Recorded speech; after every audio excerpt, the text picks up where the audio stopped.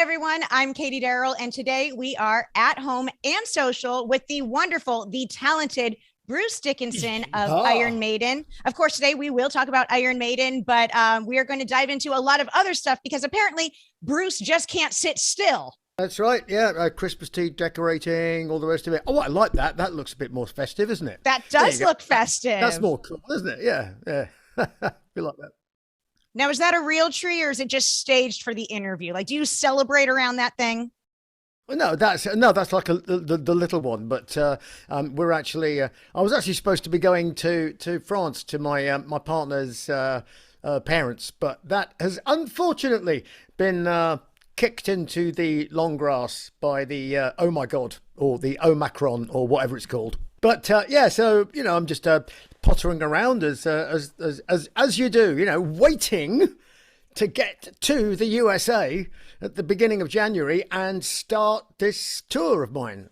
Because I've been doing it over here, and I've been doing it in Australia and New Zealand, and I even did it in Russia, believe it or not, in St. Petersburg and Moscow. The best part about it is you keep saying you're doing it, but no one knows what it is.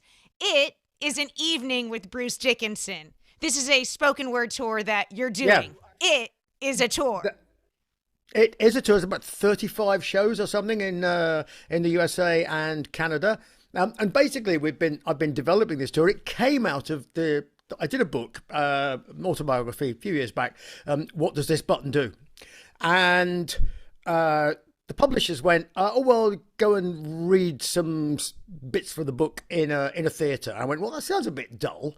I'm sure we could do better than that in terms of an evening's entertainment, because if there's a stage, I want to entertain people. And so I started kind of riffing around the book stories, and then also got some questions from the audience, it actually goes back to there's a guy called Quentin Crisp. He did there's a movie called The Naked Civil Servant years ago. And Quentin Crisp was a very early LGBTQ activist. When I was a student at university, he did a one-man show. My girlfriend said, you've got to go see this guy. He's really funny. And he was super witty. And at the end of it, he did this thing with cue cards with the questions from the audience and basically arranged them into like an improv script. I went, that's really clever. So effectively, part two of the show is that. Part one is the story of how a spotty, short kid from a town in the middle of nowhere that you've never heard of ends up being a singer in one of the world's biggest rock bands of all time and gets to wear the world's most ridiculous trousers. All right. So what I'd really like to get into, obviously, we'll talk about some Iron Maiden stuff because we can't deny that. But you have... No, we're not Iron Maiden deniers. Absolutely not. It does exist. I want to talk about the fencing, international fencing. This is a skill set that you have developed and apparently are fantastic at. And you're going to be talking about this while you're on stage. Tell me about your sword fighting skills. Well, they are always could get better. Shall we put it that way? But no, I wasn't. When people say I was a world-class fencer, I was back in the day when I was competing internationally. I was, I was kind of sort of like somewhere in the middle. So it was like being a pro tennis player, but you're not in the top 10 in the world. You're not even the top 50 in the world, but you're not bad because, you'd be lurking somewhere around about 400 or something, I don't know. But so that's it. It's a sport I loved. I mean, I did it from an early age. I wanted to be a boxer because I wanted to fight people because I'm short, and short people have a problem. I mean, look at all the world's short people. I mean, Napoleon, look, case in point, if he'd been a boxer, he'd have been all right. But no, instead he has to go and conquer the world and blah, blah, blah, blah. So I thought, being a boxer would be a healthy way of getting rid of all this. But they didn't do boxing at my school or any form of martial art. But by accident, one of the workshops teachers that were taught silversmithing and metalwork and all the rest of it, he turned up one day with Excalibur, full-on two-handed sword, and we went, whoa, sir, that's really cool. He went, yeah, I can show you how to make one of these, and I could show you how to use it. We went, what do you mean? Like Errol Flynn, like sword fighting, like, and he went, yeah, I'm an amateur fencing coach. So we all a bunch of us all signed up. But anyway, it was the one sport that I ended up being quite good at. So obviously I carried on with it. And I'm really glad I did. I mean, I'm still competing now. I mean, I'm now competing at the veteran level. In fact, they keep trying to rename it. They're thinking, could we call it the Masters? That sounds a bit more grand. It's just like, no, you win because everybody else dies first. You know what I mean? At least they're not calling it the senior tour. I mean, come on. Oh no! Having a senior moment. Yeah. What was the score again? I forget. You know what I mean? Oh my goodness. And then obviously you're a pilot. And you even flew Ed Force One, right? Yeah, people don't really know this, or maybe they do, I don't know. But I actually moonlighted as a full-time airline pilot for 17 years whilst I was in Iron Maiden. Why? You didn't need the cash, Bruce. Why? Well, I wasn't going to turn it down. That was the point. No, I did it, and I started on that road, you know, when I was doing my solo stuff and everything. And I thought, you know, I may need something to supplement my income because, you know, I thought, well, you know, this is great doing this stuff, but I'm not sure it's, you know, it's going to be anything like as stratospheric as the Iron Maiden stuff, even though it was very good. You know, people have, you know, limitations on it. But so I started there, and then I got offered a job. I couldn't believe it. I was putting like CVs, you know, like formerly long-haired person seeks job, flying anything, delivering newspapers, washing the windshield, you know, just anything.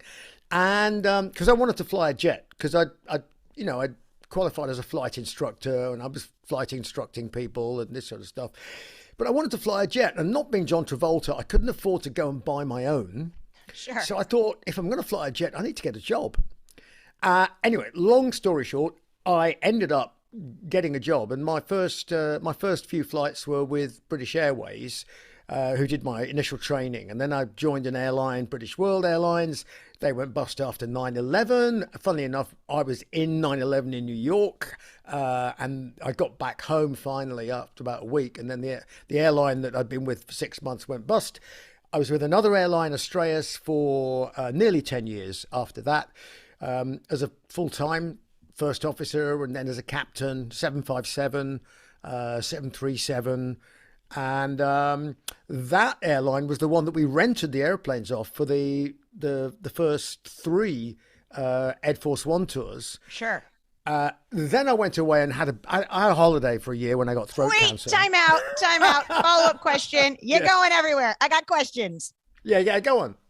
When you're flying the band, yeah, do they have to call you Captain Bruce or Captain Dickinson?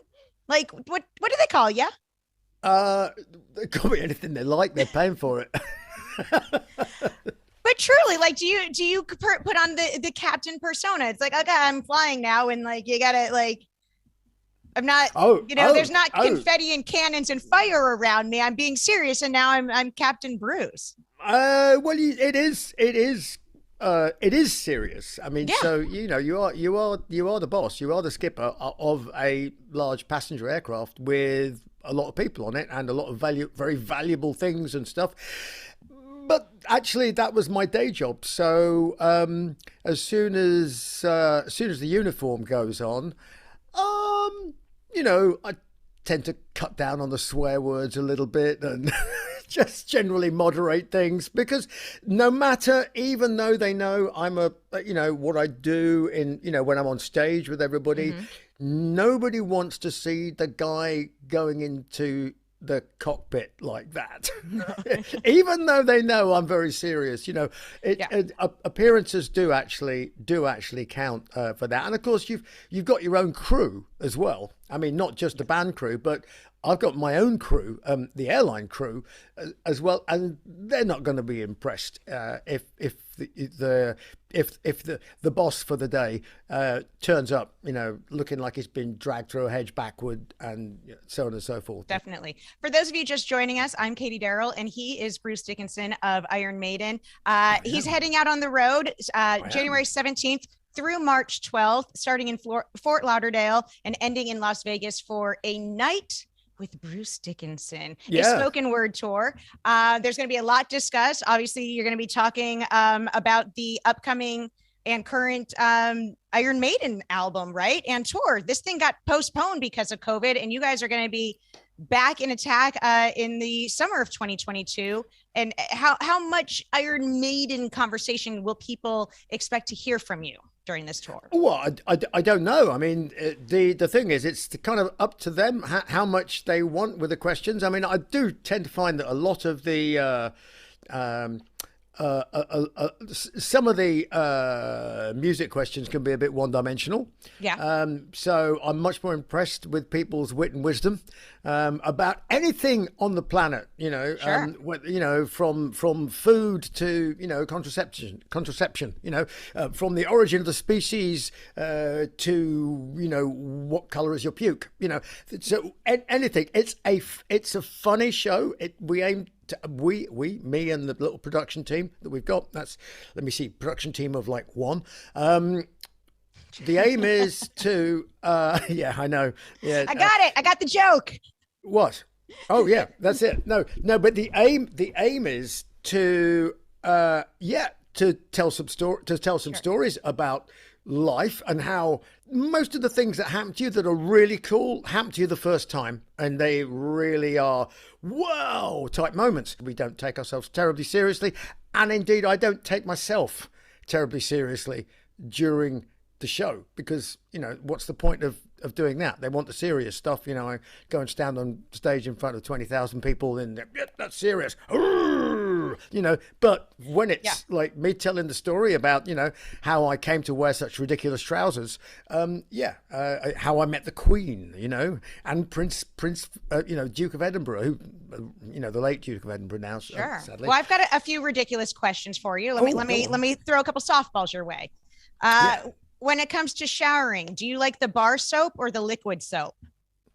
No, I just take whatever is available. I actually have a huge collection of soaps from hotels from all over the world, and I've never had to buy shower gel or soap for the last 10 years.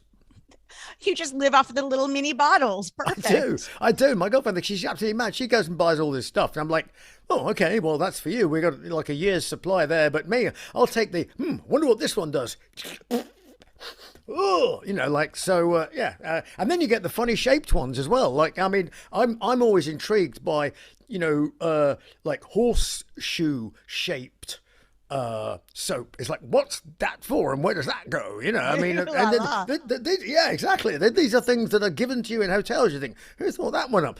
Soap with little scratchy bits on it, soap with knobbly bits on it. I do like the little, those are kind of good. I like funny knobbly bits on it. Yeah. No, so I use whatever comes to hand. I mean, the joke was when I was a student that I used to wash my hair in fairy liquid. But I did actually momentarily. Who was your childhood celebrity idol? When I suppose about 6 or 7, I was into astronauts and test pilots. So I used to know the names of all these bizarre test pilots that people have never heard of. Yeah. So Peter Twist, who broke the sound barrier twice in the Fairy Delta 2, for example. Neville Duke, who went supersonic in a Hawker Hunter in an almost inverted dive. These are names that are meaningless to anybody in America, but they're like like embedded in my brain. And astronauts, and then I got into music. So then it was, all the guys in like Deep Purple and stuff like that. Yeah. Is there a recipe you know by heart that you love to cook for others? A recipe that I know by heart that I know to cook for others. Well, I have to say I am a bit of a demon at porridge. I really, I mean, I'm. It's not too complicated though. It's very subtle. It's very subtle, you see. I mean, and I make a few additions to it as well. So I put a few little powders and potions in there. So I actually use first of all, you've got to get the flakes right to begin with. So it's got to be fully organic, not milled, actually the whole darn thing. Per portion, I can't be bothered with all this weights and measures. Just take your hand. Just take a big hand, big scoop. That's about the size of your belly. That's about the size of what goes in the pot. Full fat, organic, whole milk. None of this soya crap, right? So all of that goes in.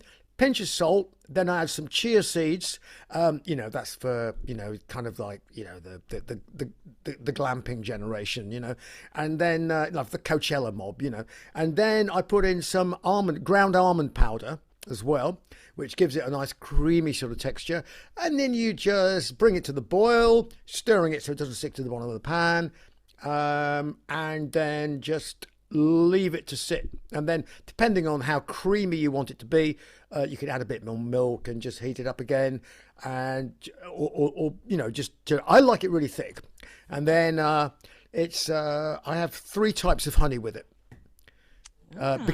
so I've got a Clover? spoon of Manuka honey, and I've got my local honey from Richmond Park, and then I just get another couple of clover honey. I've got some eucalyptus honey at the moment, which is lovely, from Spain. So, obviously in America, I don't know what I'll be doing. I've actually contemplated taking my own little saucepan and one of those little heating things you can take. So or in the hotel room? Cook it up. Yeah, backstage, in the hotel room. Absolutely, For those of you just joining us, I'm Katie Daryl, and he is Bruce Dickinson from Iron Maiden. His spoken word tour, A Night with Bruce Dickinson, begins on January 17th here in the U.S. Tickets are available. He'll be talking about everything and anything, taking questions from the audience. 2022 will mark the 40th anniversary of The Number of the Beast by Iron Maiden. Yeah. Congratulations. Take me a little bit back on memory lane and 40 years ago and the release of that album. Yeah. Well, first of all, the book of Revelations is one of the most interesting books of the Bible. And of course, Number of the Beast, 666, is what it's all about. I actually recommend that what you should do, I just started a podcast with a University of Oxford psychology professor who's an expert in psychopaths. And so the first episode we did, the podcast is called Psycho Schizo Espresso. Okay. And it's free. The first episode we did was What is the Real Meaning of 666? With a professor of eschatology from the University of Austin, Texas. And it's a really cool one. And all I can tell you is that the meaning of 666 appears to be Nero Caesar. Which is nothing whatsoever to do with the album Number of the Beast, but it's in some ways more interesting. Last but not least, we have a show on AXS TV. It's called The Top 10 Revealed. And each week we rank different lists. And we have a list coming up. It's called The Top 10 Running Songs. These are songs with running in the title, or run. No big surprise. Run to the Hills by Iron Maiden has made this list. Dee Snider has cited it as his favorite song using the word running. Nita Strauss, guitarist, has said that it's one of her favorites as well. Okay. You can't pick your own song. I would like you to tell me if there are any songs that use the word run or running that fall into your favorites for this list. Some examples: Running with the Devil. Yeah. Running on Empty. Yeah. Free. Yeah. But you haven't got Running Free in there. Quite a good song actually to run to. Right? So not a bad song to run to, that. Let me see. What else have we got? There's an obscure English folk rock band called Lindisfarne. Did a nice little tune called Run for Home. Yes, I can't think of any more at the moment, but that's a couple for you. You've probably got all the other ones, I imagine. We've got a ton of them. Band on the Run. Band on the Run. Paul McCartney. There you go. That's a good one. Song. Yeah. Well, Bruce, thank you so much for taking the time to talk with AXS TV. We look forward to the spoken word tour. Again, everyone, tickets are available. It starts January 17th in Fort Lauderdale, but Bruce will be on the road through March, ending in Las Vegas. Yes. Which is always a good time, Bruce. Where the Hopefully we see you sun out will there. be shining, which it will not be in February in Minneapolis.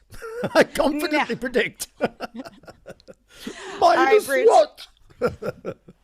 Thank you so much. Have fun out on the road and stay safe. Always do and always try to. All right. Thank you very much. Hey there. Thanks for watching AXS TV. Subscribe, follow, like, and do all the good stuff. And make sure you leave a comment below. I don't know. Just let us know what your favorite AXS TV show is, or who your favorite bands are, and what artists you're into, or just say hi, man. I like to be told hi. We love hearing from you. That's the point, all right? Keep it coming.